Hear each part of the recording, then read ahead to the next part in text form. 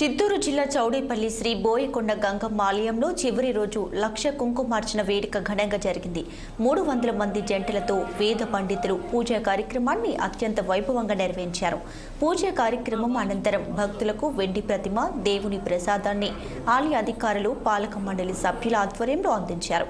ఆలయ అభివృద్ధికి మంత్రి పెద్దిరెడ్డి రామచంద్రారెడ్డి కృషి చేస్తున్నారని, సీఎం జగన్మోహన్ రెడ్డి దృష్టికి తీసుకువెళ్లి నిధులు మంజూరుకి ప్రత్యేక చొరవ చూపారని ఆలయ ధర్మకర్తల మండలి చైర్మన్ నాగరాజరెడ్డి తెలియజేశారు.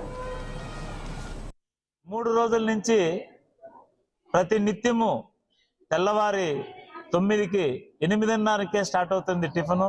8:30 నుంచి దాదాపు 3 గంటల వరకు, సాయంకాలం 3 గంటల వరకు కంటిన్యూస్గా అన్నదానం ప్రసాదం ఉంటుంది.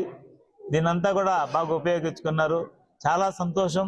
చాలా అంగరంగ వైభవంగా జరిగింది ఈ కుంకుమార్చన.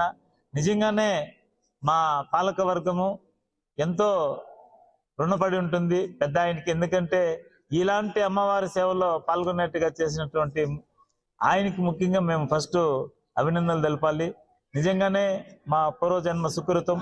ఇలాంటి అమ్మవారి సేవలో పాల్గొనడం నిజంగానే మా అదృష్టంగా భావిస్తున్నాం.